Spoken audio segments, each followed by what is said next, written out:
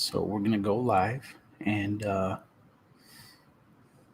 we are live. And just gonna wait for people to stroll in, straggle in.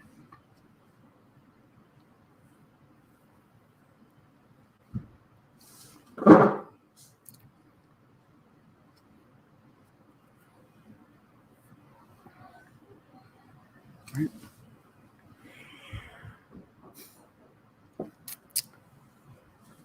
How's everybody feeling tonight?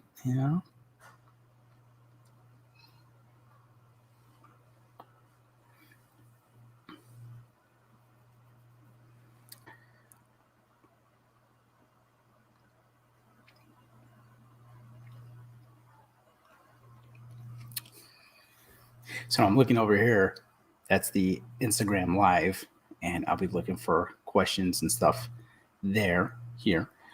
And when I'm looking here, I'm looking at my computer monitor, which is why I'm like looking straight ahead, like I'm like right in that camera right there. Or this one. I'm gonna have to edit all this shit out for the podcast.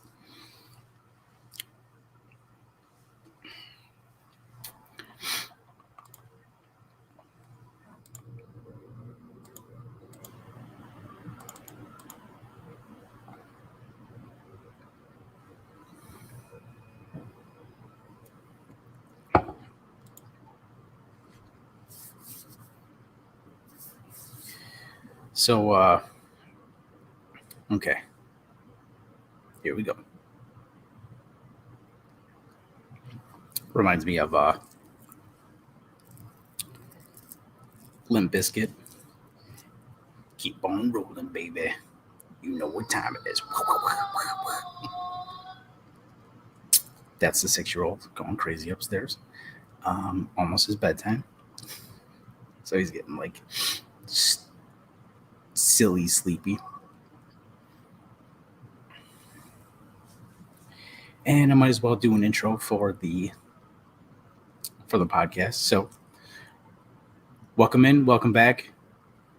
You've got Revolutionary Roulette. I'm Rob Zielinski. You can find me on Twitter at Rob Zielinski. You can email the show at revolutionaryroulette@gmail.com. Or you can follow me on Instagram. Again, Rob Zielinski, pretty sure. Nope, it's Zabef37. Me personally is Zabef37. And the show Instagram is on there as well, Revolutionary Roulette. That's where I got mixed up. So today I am not joined by my co-host.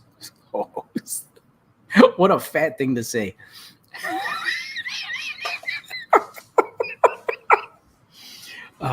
So I don't know if I have dessert on my mind, or if that was a really bad Freudian slip for my plump friend, Joshua Catlow. So I'm not joined, as always, by my co-host, Joshua Catlow.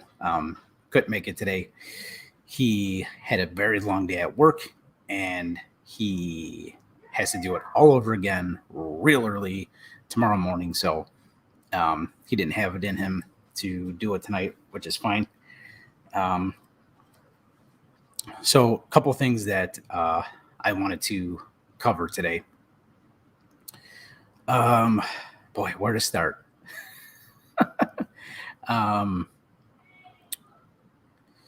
So I guess where I want to start is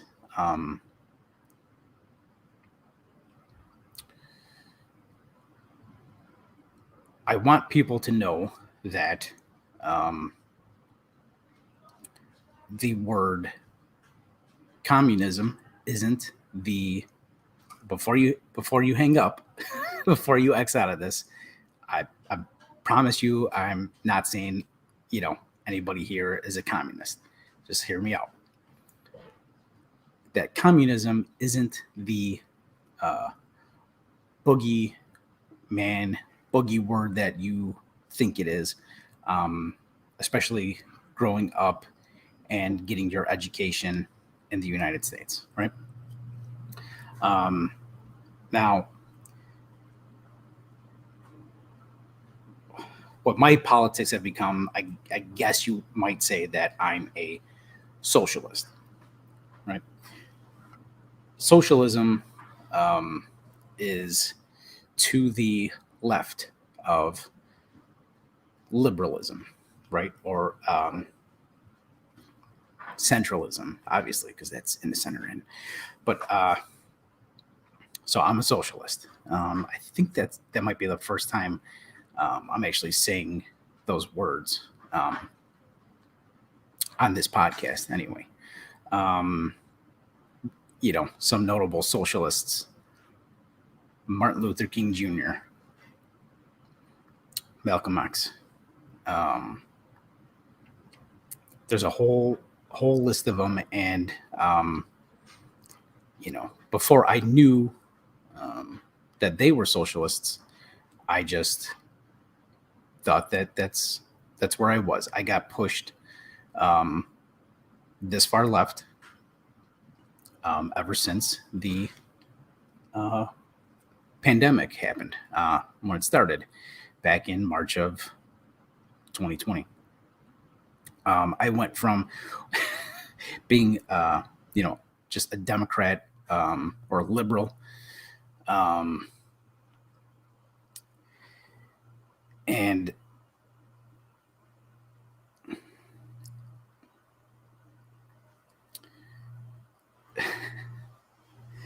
this is rough, man. This is rough, guys.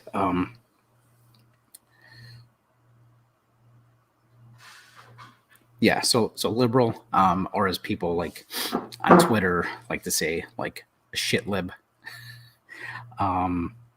which is a funny term in its own right. But I'm here to say that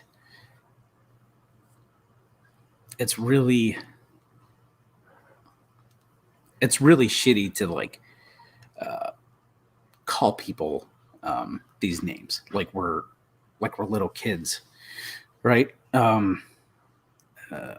From the outset of this podcast, I've said, Josh has said, we're coming at this from a place of love. Capitalism does not come from a place of love. Capitalism comes from a source of,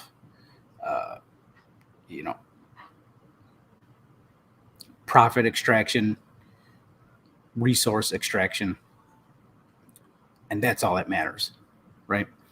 And it benefits the few, and it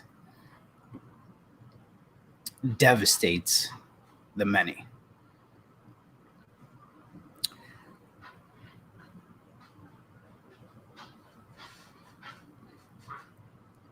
So socialism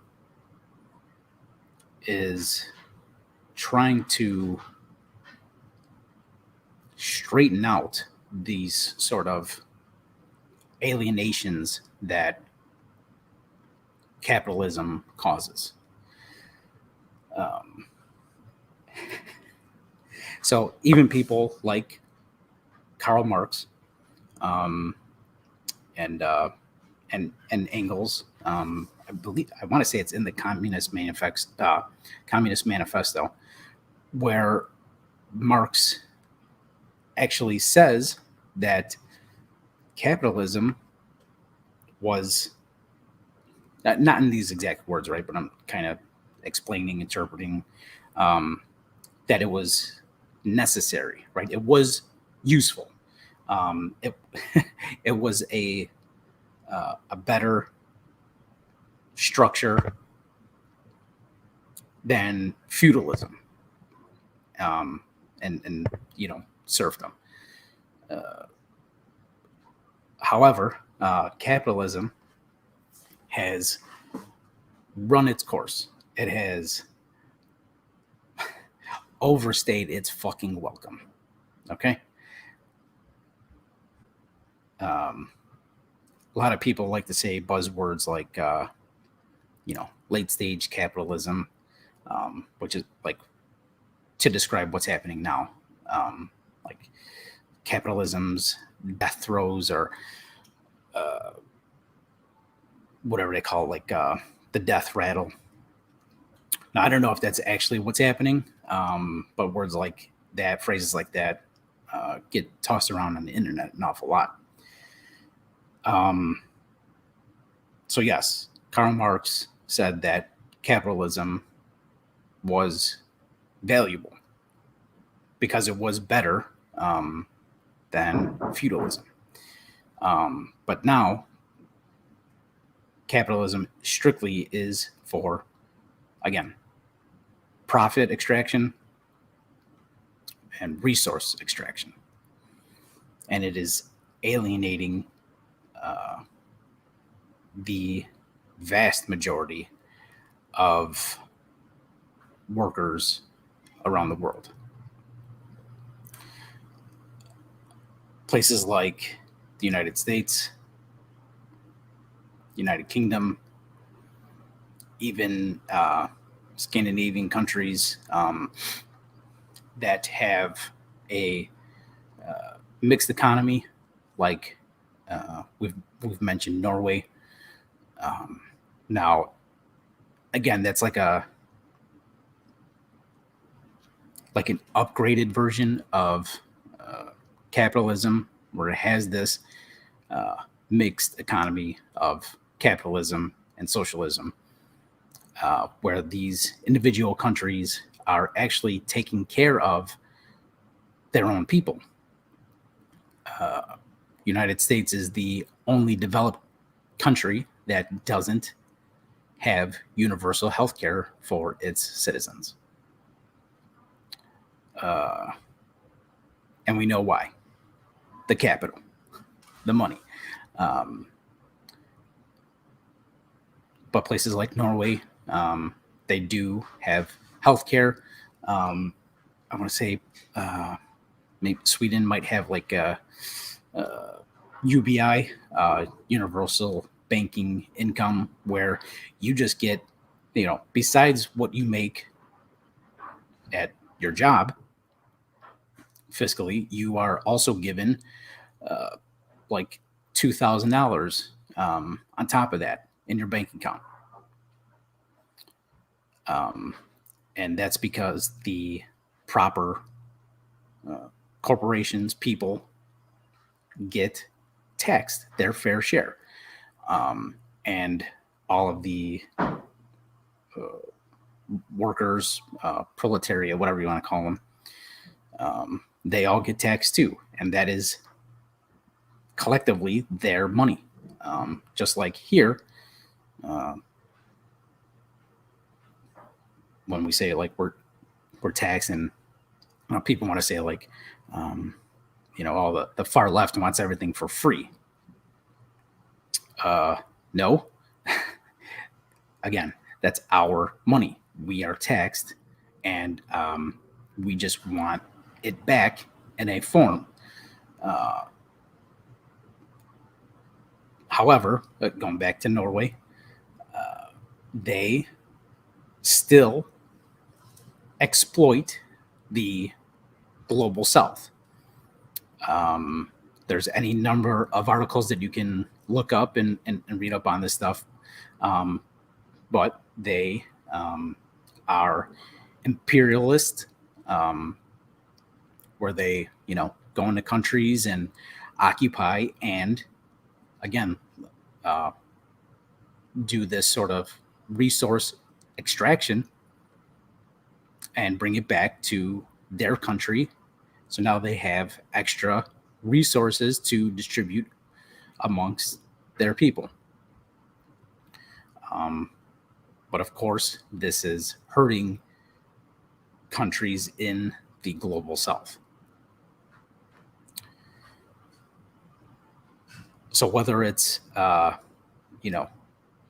imperialist countries like Norway, extracting profits and resources from other countries, or it's corporations within a country, extracting profits from the labor of workers and exploiting their labor through wage labor, slave wages. Capitalism is the issue.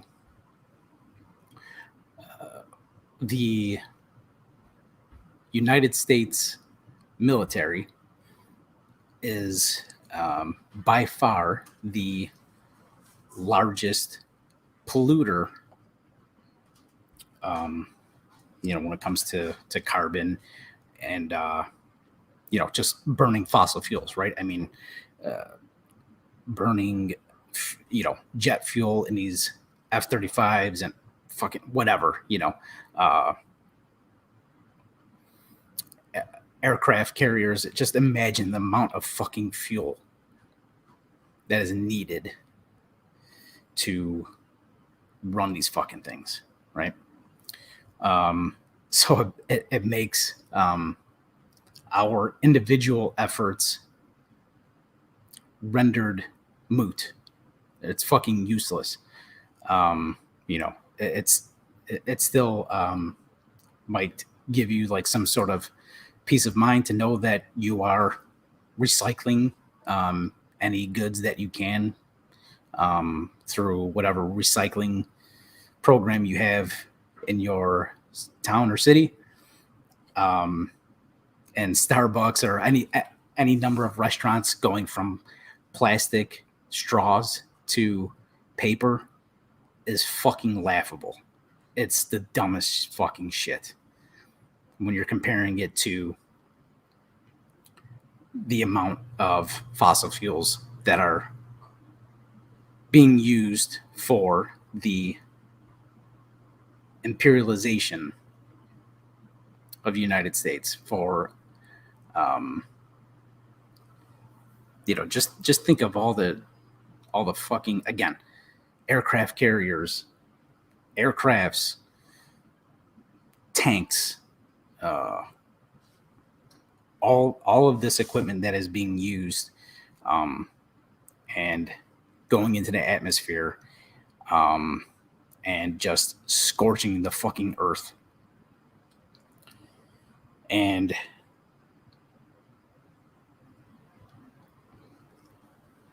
it's not stopping, right? And it's not going to stop. Now for a long time.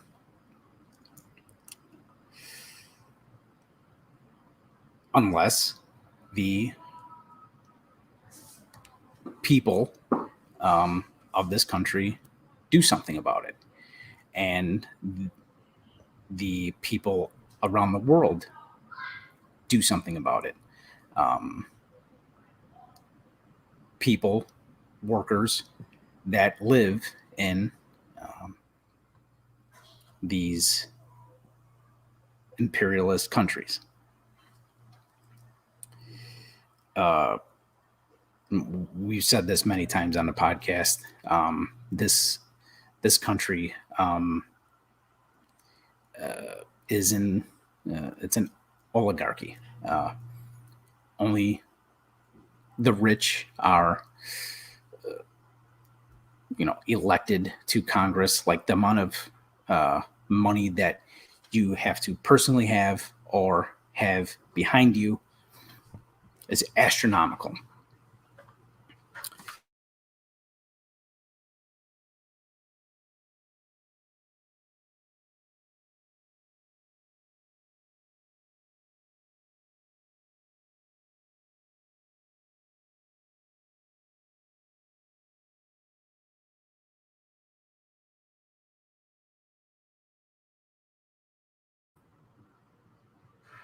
Check. This shit better still be fucking running. I guess I have a backup on Instagram Live. What was I saying though? God damn it. I'm sorry that I'm talking so slowly. I will be sure to make a disclaimer once I post this to listen to this bitch in, 2 times speed because I'm talking so fucking slowly. So that's what so you have to have a certain amount of money in your bank, in your pocket, in your coffers, or financial backers to even run for Congress. I mean, let alone, for congressional seat, don't even need to know how many fucking millions you need to run for a seat in the Senate. And presidential run, forget about it. Like the fucking $1 million bajillion dollars that you need to fucking run for presidency. And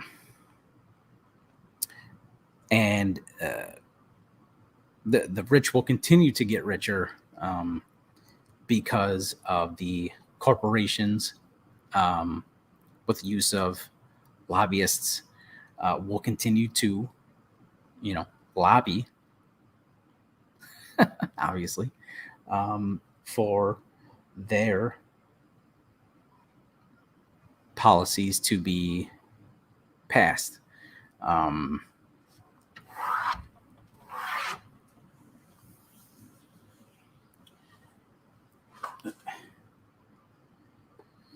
There's only so much a president can do.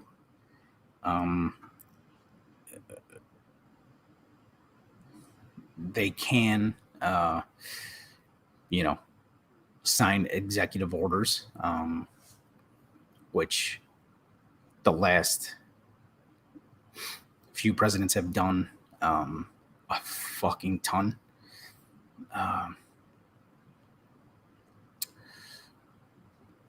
A lot of it is usually for stupid shit, culture war bullshit.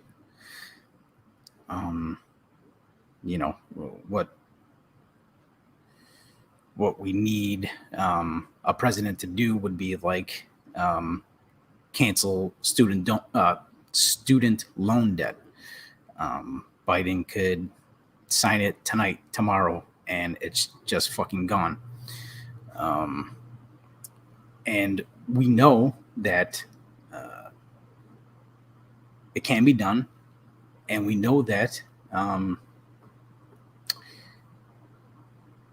it's not necessarily going to hurt the government, the banks, because they've put the stay on student loans for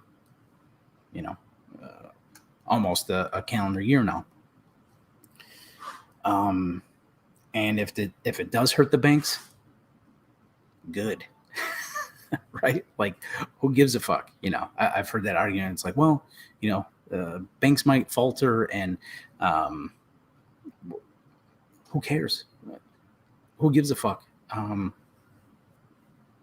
We'd be better off without banks.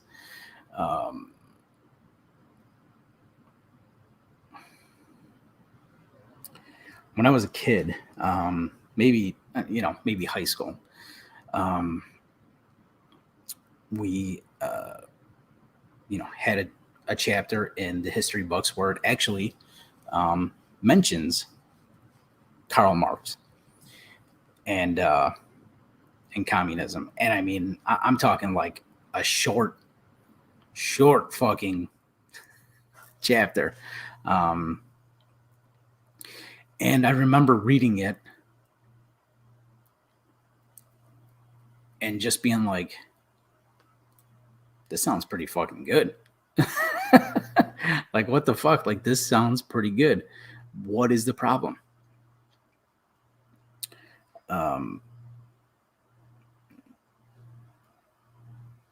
We know what a lot of the problems are. On paper, communism is the, best, I guess, government that exists. Again, it's on paper. And when I say that I'm a socialist, it scares people because, yes, the next step, you can even say the goal of socialism is to graduate to communism. But just like you know, an uprising isn't going to bring a sustainable form of communism. So, like we mentioned before, we went from feudalism to capitalism. Now the next step is socialism. We have to go through these steps, and then the end game would be communism, which is not going to be seen in my lifetime, or I don't think in anybody's lifetime that is currently alive. Even a baby that was born 3 seconds ago. Don't think it's going to be seen. It would take a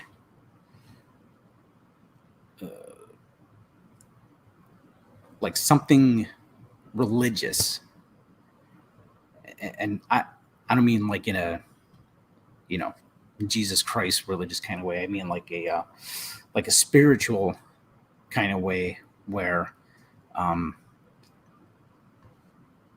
all people have a sort of spiritual awakening or realization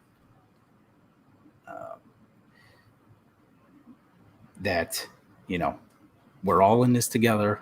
We're not trying to exploit anybody, and this is going to be our utopia.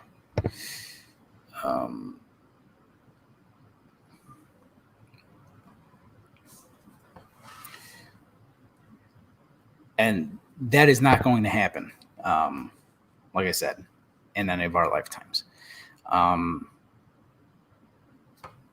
If it happens in like my kids' lifetimes, I would be happy to see it. And again, this isn't like some sort of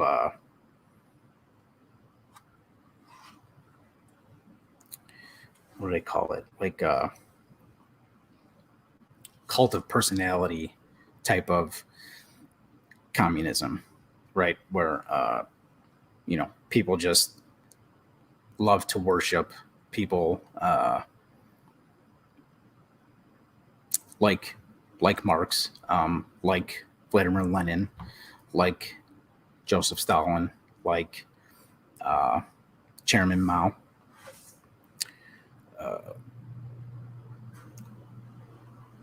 I'm not exactly sure what that looks like.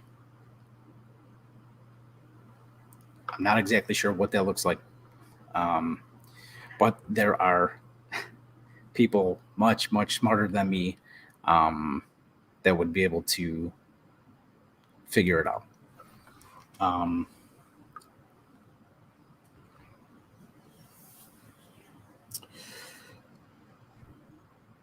After looking at what happened and what is happening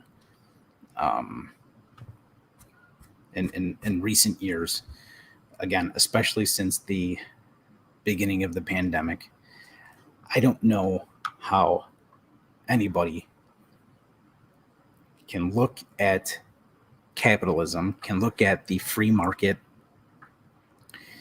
and say, this is the way. This is how we help people in the best way and the most efficient way. And if you still think that, I would say take another look. Okay. And again, this is me coming from a place of love. I'm not going to say something like, you're a fucking dumbass. Educate yourself, some shit like that. Because, when it comes to class, social class, economic class, whatever you want to call it, we are on the same level. And I mean that because I know there's no fucking millionaire or billionaire listening to this fucking podcast or rewatching this live stream on YouTube. We're on the same level.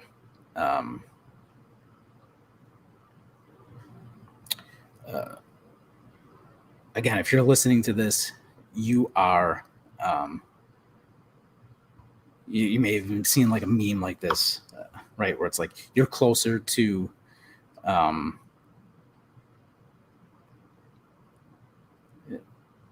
having things in common with a homeless person, or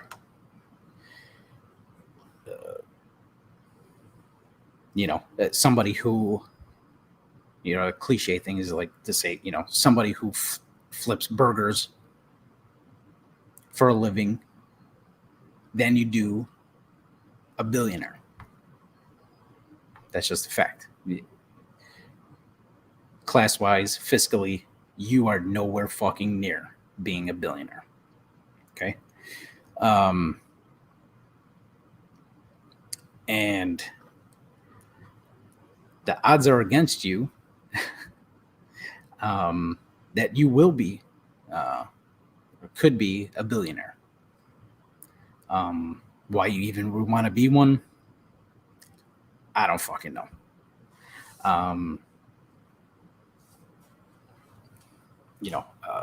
Money can bring comfort, because we live in a capitalist country, a capitalist society, a fucking capitalist dominated global economy, right? And that's what is killing the earth. All of the resource extraction is killing the earth. And we're not going to have an earth to live on, to thrive upon, to survive on, if we don't get rid of capitalism.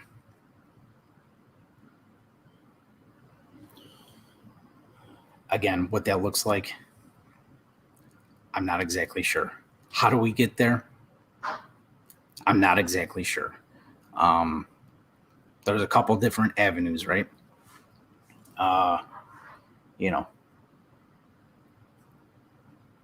It could be in the form of a general strike, which we've mentioned before, and takes a massive, massive amount of organization,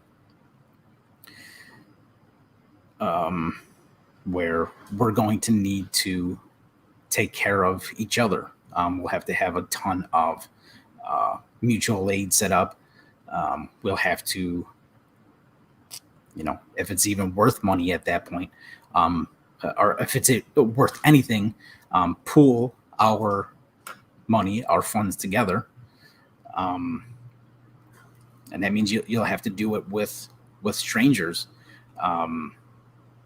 Besides friends and family, you would have to help provide for strangers, and they would in turn help provide you with the necessary goods to fucking survive. That's why it's called mutual aid.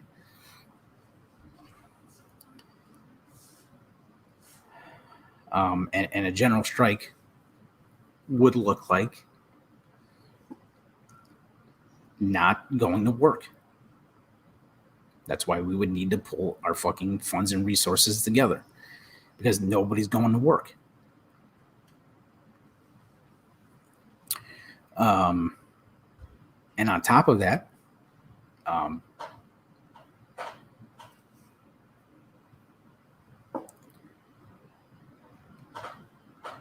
the strike would consist of not buying shit. Shit that we don't need. Do not fucking consume. Especially do not consume more than is necessary. Right? I mean, just fucking food, water, obviously. But, if you have a fucking old desk, you've been looking to get a new one, don't. Like, it still serves its function. If you need to repair it, do something like that. But pause. We need to put a pause on consumption. This is going to, general strike would shut everything down.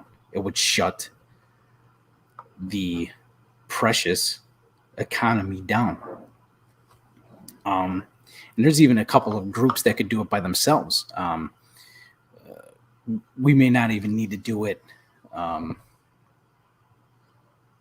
as a people, as a society. I mean, flight attendants, pilots could shut this shit down real quick. People who work at, ports where importing goods, exporting goods. I don't fucking know, but you get the gist. If fucking products, resources aren't going out or coming in,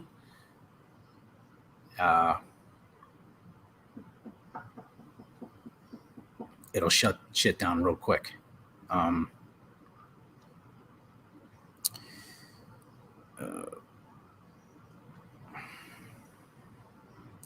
Dark shit starts going through your head when you start thinking about this shit.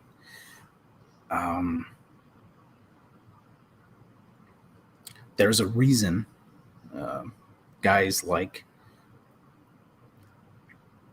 people like Dr. Martin Luther King was assassinated by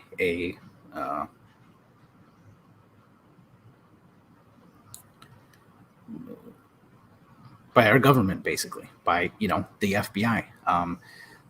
There's a reason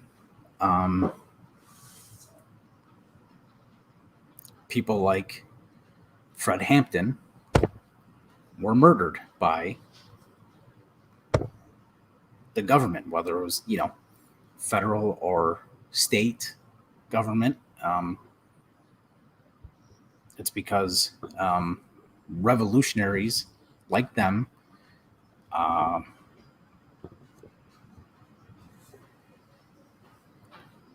were anti-capitalist. Because if you fuck with the money, you're in trouble.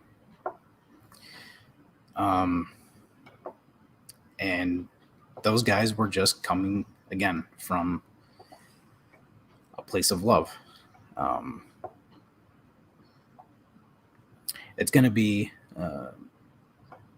Black History Month in a couple of days. I would suggest listening to speeches by Martin Luther King Jr., by Malcolm X on Spotify. I believe it's free on there. If not, it's on YouTube for free, for sure. If you're fucking listening to this or watching this, obviously you know how the internet works. Search that shit. Okay? Arm yourselves with information. And arm yourselves. Which is scary. I know. But, you know,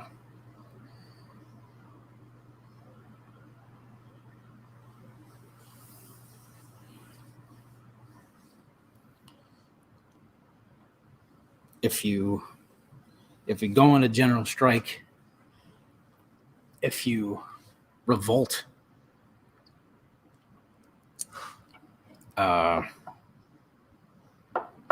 you're fucking with the money.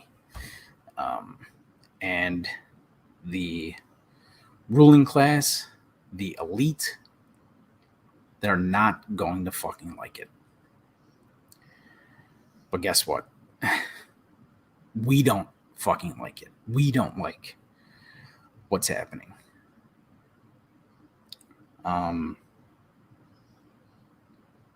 You know, when I say we, I mean me, and if you fucking agree with me, right? I would say most people aren't fucking happy with their current, fiscal situations. I don't know why I always say fiscal over financial. It sounds so much better than financial. Fiscal situation. So the point is, we're going to have to fuck with the money. We have to, or we don't have an earth to live on. Again, that may not be something that happens in our lifetimes. But my kids who are 6 and 4, I feel like they will get to a certain age in their lifetime where the earth will be uninhabitable. And the main cause of that will be capitalism. It will be imperialism. It will be the burning of fossil fuels at a crazy rate, because that's how the rich stay richer. Again, profit extraction, resource extraction.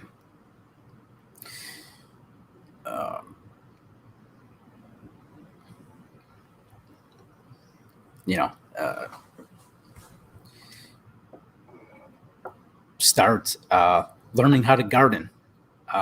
There's websites that you can look at, and give your location, and it will tell you what plants, what vegetables, what fruits are best to grow in your climate.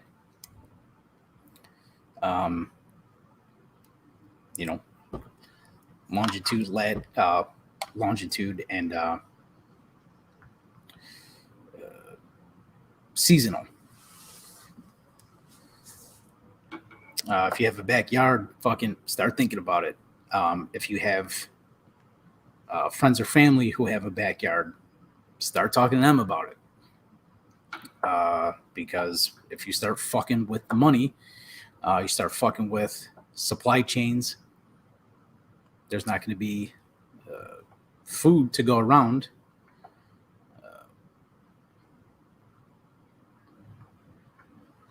And we're going to have to go back to just being self-sustainable. Buy, especially if you're a beginner, right? Buy yourself a long rifle, 22. One, you'll have it for your own self protection. Two, if you fucking need to go hunting, especially for like small game, fucking squirrels, rabbits, whatever the fuck. 22, the bullet's really fucking tiny. So when you shoot a tiny animal, it's not going to fucking, this is so fucking grim, right? But it's not going to explode. You will actually have meat to fucking cook and consume. This shit could be, decades away. It could be a decade away. It could be a year away. We don't know. But it really looks like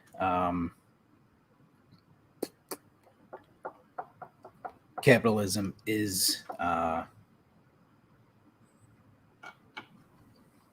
dying, which is good. It's fucking great. But it's going to make for a difficult transition, I guess.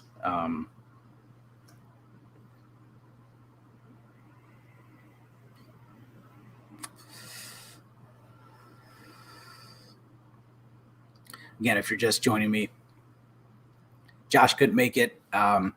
He had a long day at work and has to do it all over again tomorrow. So if anybody has any questions, just send them to me on Twitter at Rob Zelensky, Instagram, Zabaf37, email the show, revolutionaryroulette@gmail.com. So what we're going to do is we're going to take a break from the book, at least. I've just found that I don't have the time for it. When I first started this project of discussing A People's History of the United States by Howard Zinn, I thought it was going to be a lot fucking easier. I thought I was going to be able to read a chapter and talk about it, discuss it. I tried to do that the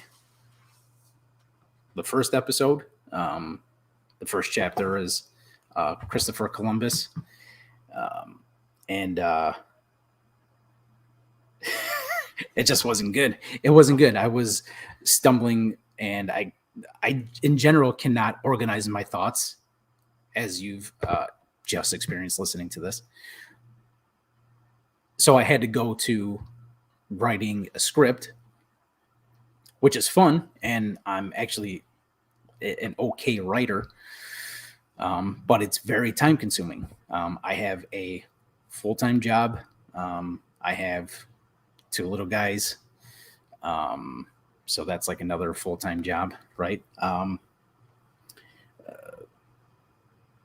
Myself, other family members have mental health issues, suffering from depression, anxiety. So, I myself take SSRIs. I like to smoke CBD to help calm me down. So if this was like, my full-time job, and it was just all I got to do was read books and write scripts to discuss them, that's like a dream job for me, right? But that's, and I definitely was not expecting, that wasn't the expectation when starting this at all. I just thought it was going to be as easy as read it and talk about it with Josh. And it would be a great disservice to you, the listener, for me to do that, because I would leave so much out. My thoughts wouldn't be organized. Just using bullet points would not be helpful. I know how bad I do with bullet points, so I went straight from trying to wing a discourse with Josh to writing the script, and it takes too fucking long, because I do like to put everything that I have into it, and it just takes too long. So it's not to say that we won't get back to the book at some point. I just don't know, if or when that's going to be. So I would highly recommend just going to read the book for yourself, or do what I did. I didn't even fucking read the book. I listened to the audiobook, and the book is so ubiquitous, you can probably rent the audiobook from your local library. If not,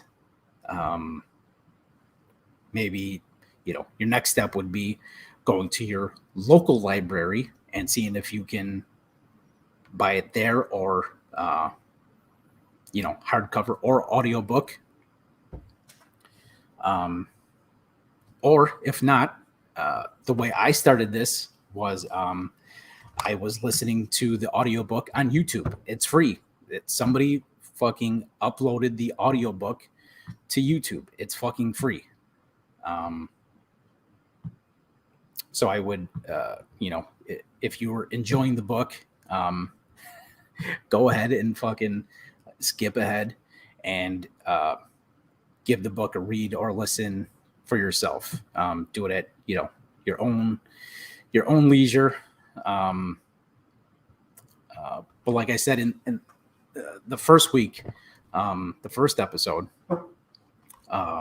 spoiler alert, Howard Zinn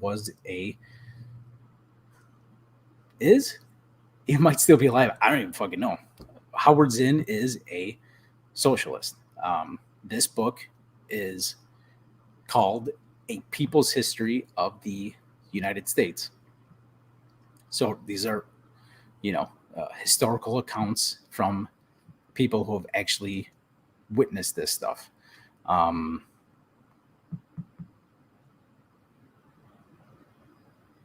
And, those are the best resources, right? It's like, this isn't some musings, some abstract philosophy. These are real accounts. And yes, it is written through the political lens of a socialist. But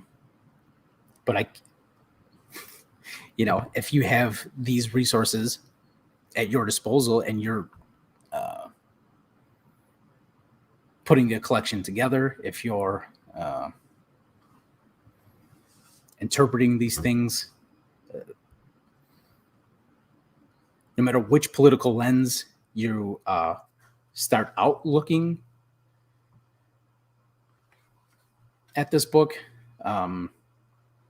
eventually you yourself will be looking at it through a socialist lens. I hesitated there only because, again, people, I would look at the definition of certain political leanings. We've talked about horseshoe theory before.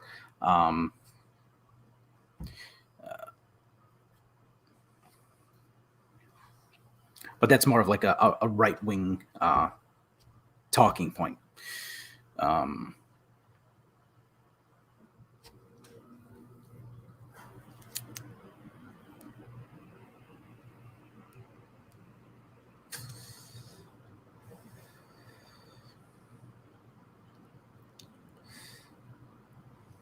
So again, I started out as a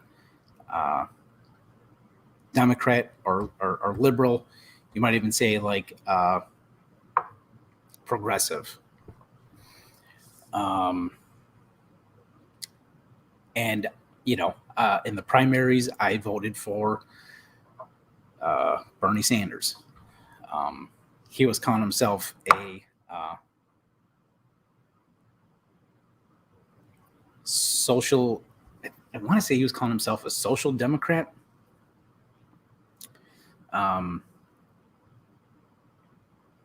Which that's not anything.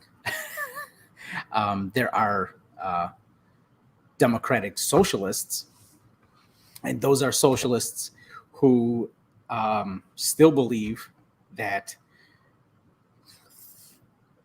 things can progress.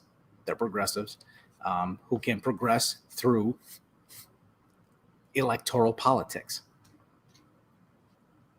I've said now why that's fucking useless, because we live in an oligarchy. The rich occupy all of the, if not most of the seats in Congress, especially Senate seats.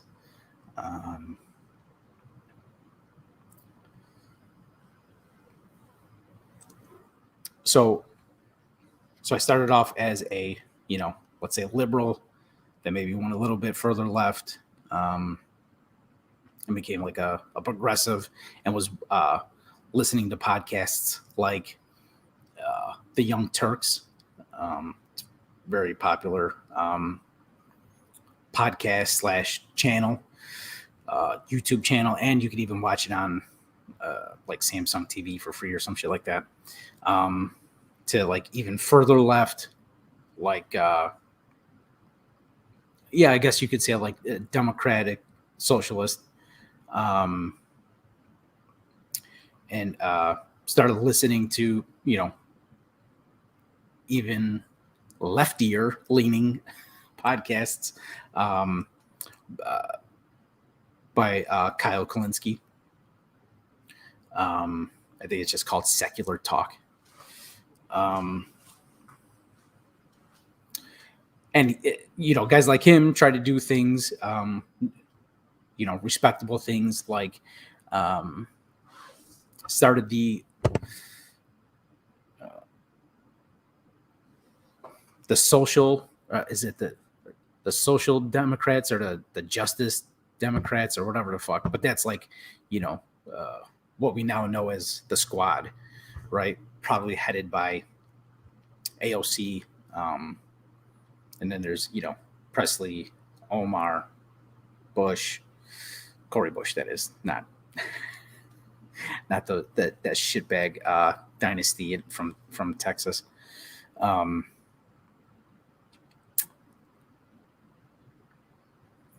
And as we now know from what we saw again the last few years, they just turn into regular ass Democrats. Some things that they do are a bit more progressive, but they don't even vote together as a voting bloc. They've capitulated to Nancy Pelosi. AOC called her Mama Bear. The fuck out of here. You were put in there. I'm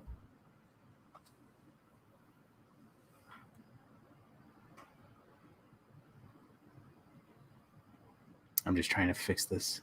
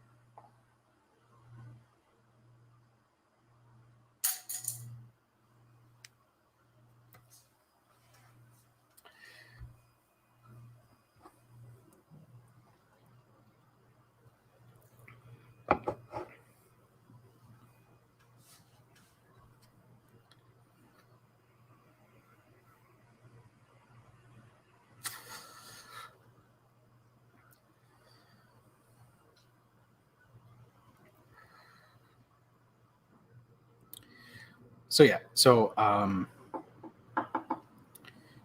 the squad, whatever, the Justice Democrats, the Progressive Democrats, they don't even vote together as a voting block. They don't block anything. I think the only one who did anything of note was Cori Bush, and she got the eviction moratorium extended, and that's because she was at one time homeless.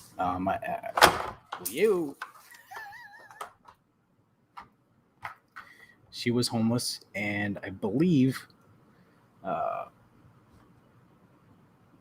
living out of her car at one time. So again, like this, a lot of this stuff comes from, our personal experiences, whether it was a book we read, or an actual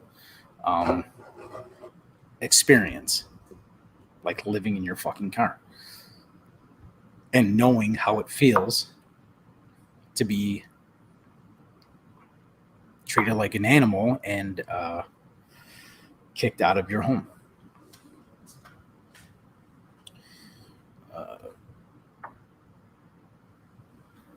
So, I went, Democratic Socialist, looked into signing up for the DSA, the Democratic Socialists of America. There's a Chicago chapter, so really close to where I am, even though I'm out in the burbs now.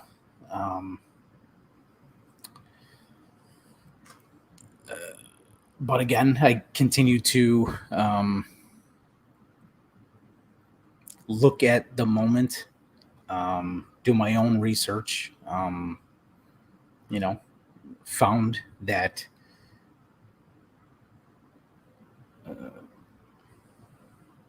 that study that I've mentioned plenty of times before, the Northwestern Princeton study, that basically officially says we live in an oligarchy. So our electoral politics, especially at a national level, doesn't mean shit. Like, yes, we get to vote, but we get to vote. We get to vote for oligarchs. Like, those are what our choices are, right?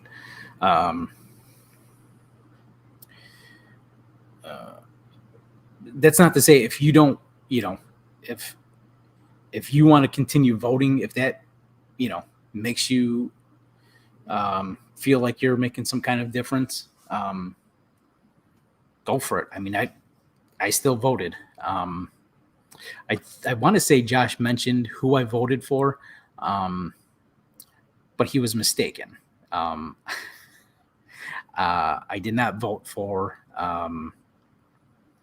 the current president, and I definitely didn't vote for the former president. But in the state that I live in Illinois, I have the sort of privilege to vote third party or write-in, because I live in such a Democratic heavy state. In a state like this, my vote really doesn't fucking matter. Just like, most people's votes don't matter. We matter in the sense that, it's like this ritualistic thing where we get to fill in the arrows and put it in the machine or drop it in the mail. And our vote exists and is counted. But it is an individual vote is a raindrop in a rainstorm or a snowflake in a snowstorm, right? Like it exists, but it just gets swallowed up by the bigger body. And like I said, in a state where I live, or California, New York, those votes are basically rendered moot.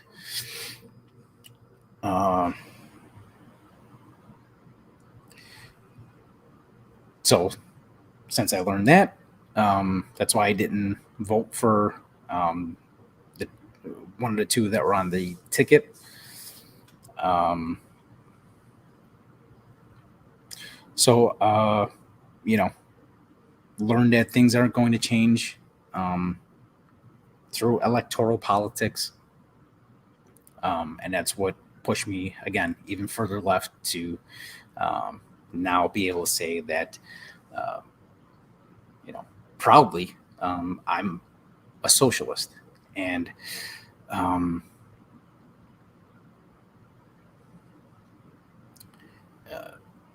I've had people tell me that, the government isn't out to get you. I know that. But they're also not fucking here to help anybody either.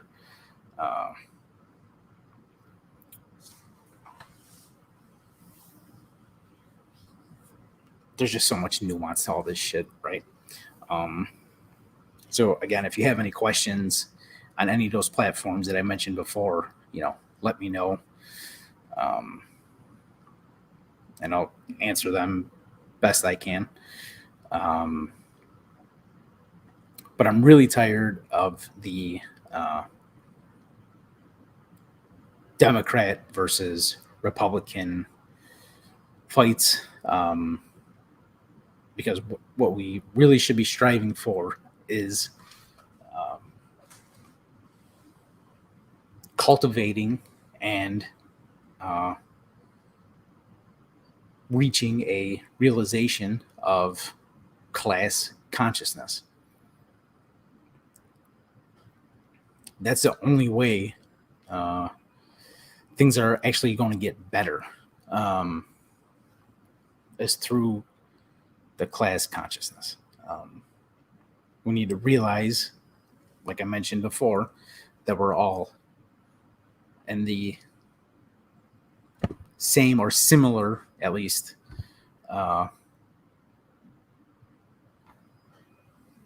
class level. Some of us might be middle class, lower middle class, upper middle class, or just straight fucking poverty stricken. But all of those subclasses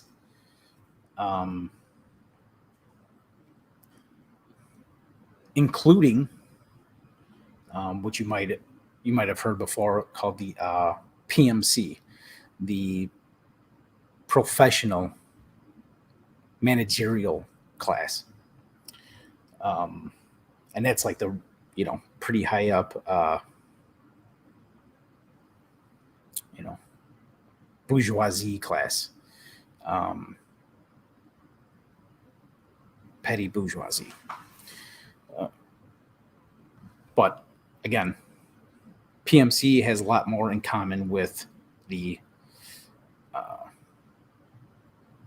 poverty level class than they do the billionaires. So the point is to get all of those people to realize that we're in this together. Capitalism could fall and there still not be a realization of class consciousness, and things just don't get better. Things just continue on this sort of individualistic neediness, where everybody's worried about their individual rights, and nothing gets better. It's just, the everything falls apart, and not as many people are helping each other as they should be. It's just going to be like, pockets, whether it's as small as a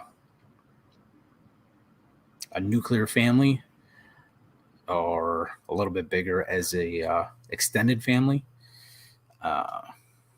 maybe a town, maybe a city, where they organize and have some sort of mutual aid. But that's not going to be enough. It'll be survival for a little while, but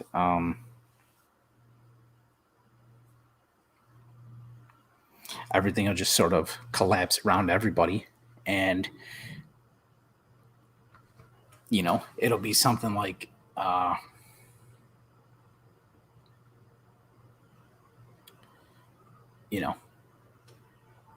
people just living with it and saying like, well, at least I never lost my individual freedom. Or it'll be some bullshit, social media post of somebody saying like, I fucking told you, and get gratification from it, because that's what people do. They like to just be able to say that they're right, that they were right on social media. That doesn't help anybody either. It's like, yeah, you were right, but did you do anything to cultivate class consciousness?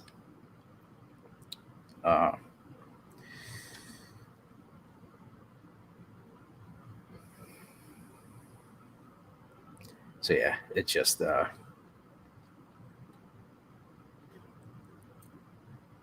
I would say, just steel yourselves. Things have been rough, especially since the pandemic started. And it's probably only going to get worse. It sure seems like the economy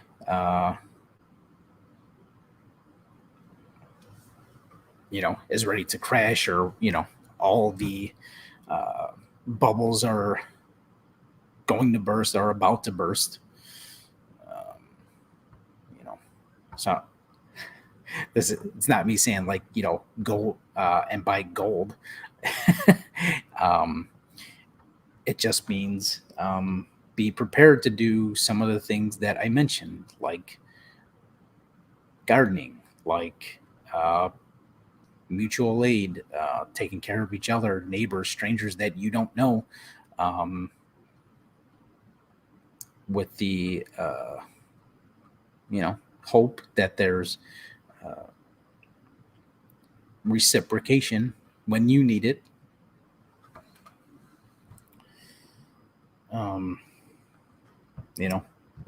Again, arm yourself with information, and just arm yourself.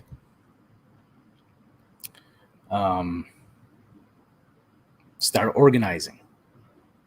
I know I'm going to use the time that I otherwise may be using to write the script for the show, to look into local organizations and seeing how I can contribute.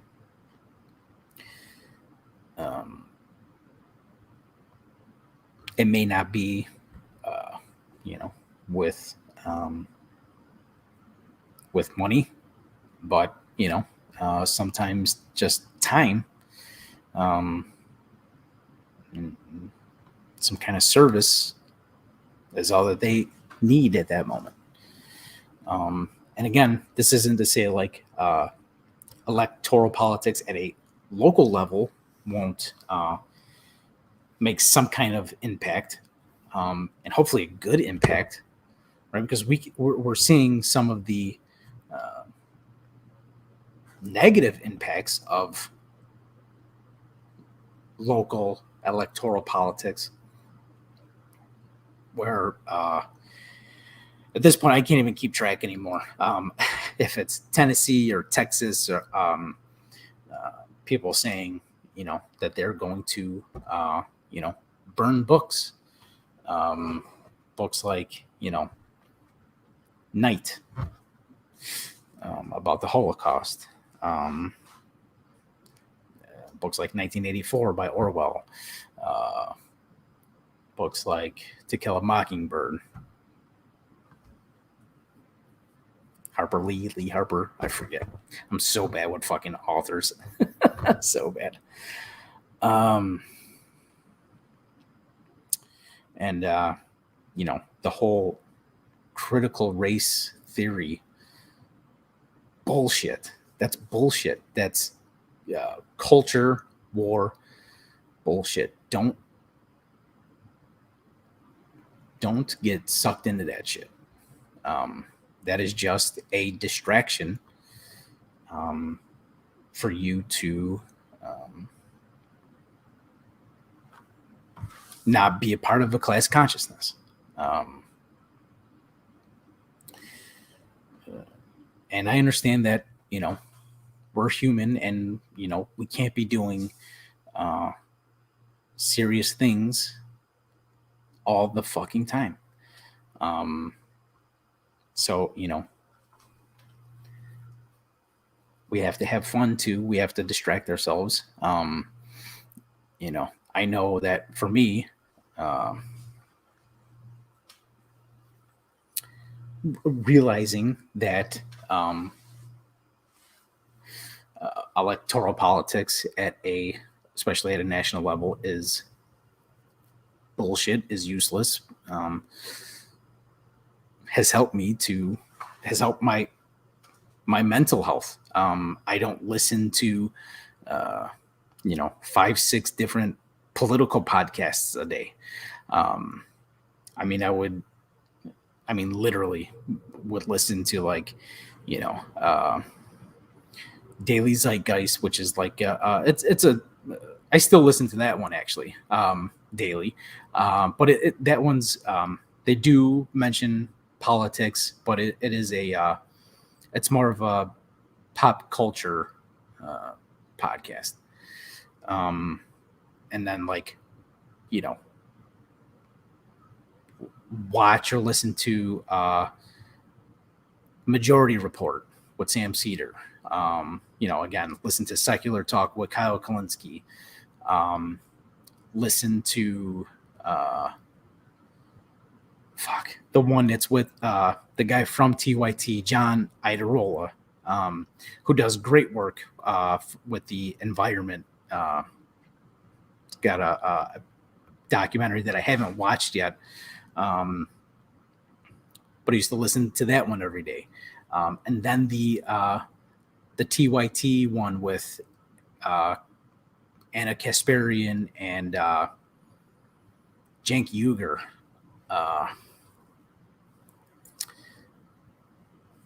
Most of these were daily ones, if not, multiple times a week. And just listening to these over and over and just like getting the same information just like served up to me in a different voice, really. Ben Dixon,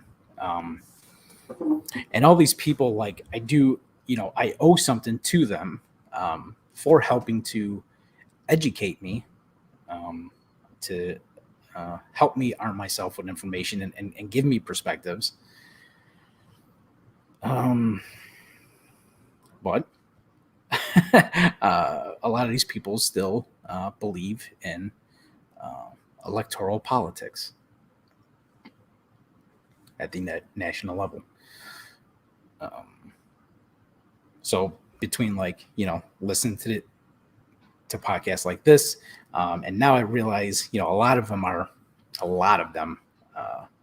are really grifter fucking podcasts, right? It's just like more. They have a lot of their own culture war bullshit and AOC standing bullshit. The squad standing bullshit. And it, yeah, just and culture war bullshit, just dunking on conservatives, dunking on Republicans. And I'm just not into that. I like to fuck around with Josh, and I tease him about being, call him like a libtard or whatever. And I'm really just, pun intended, joshing him because I love that guy so much, and I'm just fucking with him, and I just want to try to push him more towards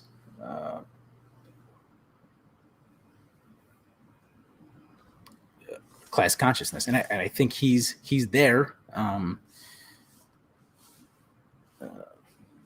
or at least on the cusp. But most of us could use help with not,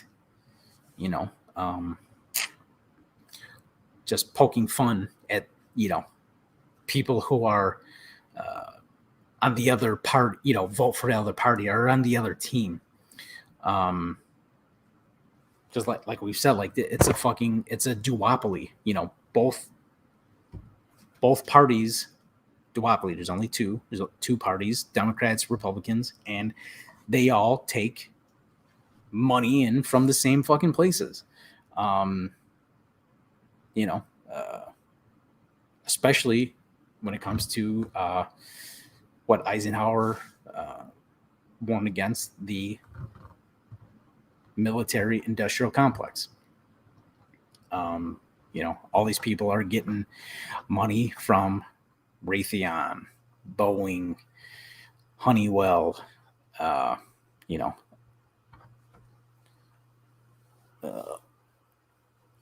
oil is in, Biden's pocket.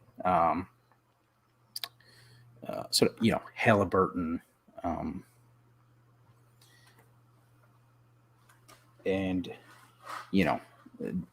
Ice Cream Joe was saying things like, we're going to, have the most progressive agenda when it comes to the environment.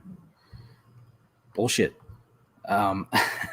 He has given more licensing for fracking and oil drilling in his first year as president than Trump did in his first year as president. Trump, when Trump was president, there was an actual fucking lockdown. And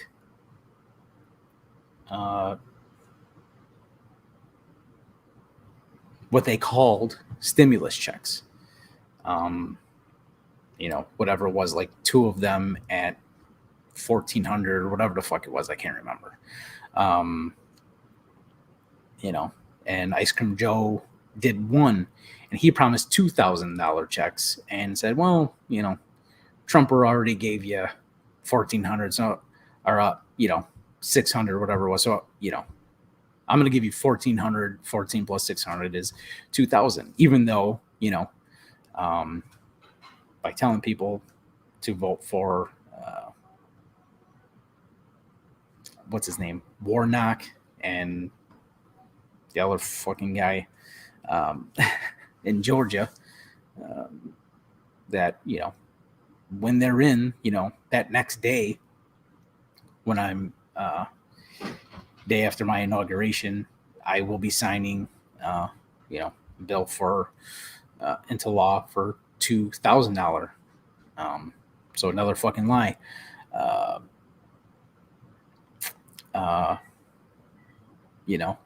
He, Ice Cream Joe started the child tax credit, and took it away in the middle of a pandemic. Like, it's not over. Giveth and fucking taketh away.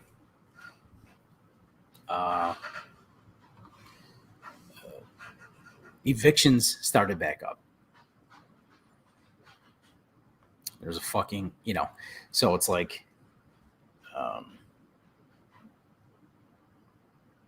there's not many major differences between the last two presidents. And that's the fucking problem.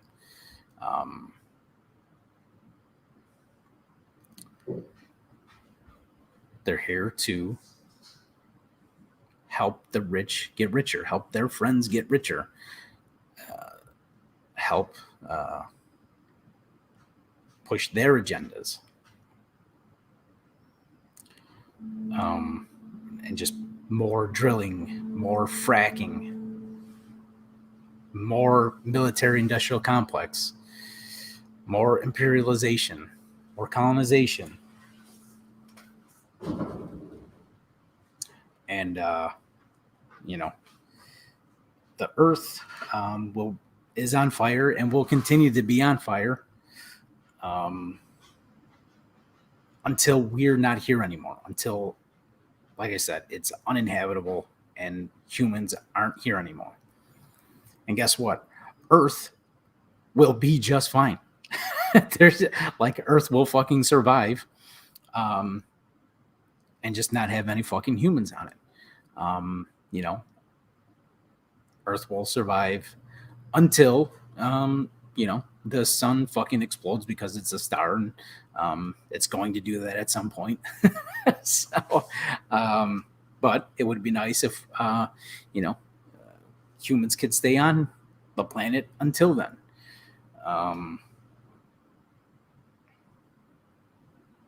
There's a lot more I could just bullshit about. Shit that I just like talking about, history. We have a people's history of the United States.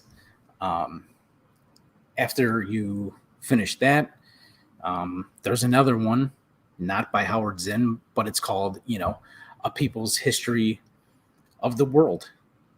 And it gives the perspective of workers from, you guessed it, around the world. It literally starts with primitive communism, and goes into feudalism and then capitalism, and describes how people in places all over the world, like Global South, in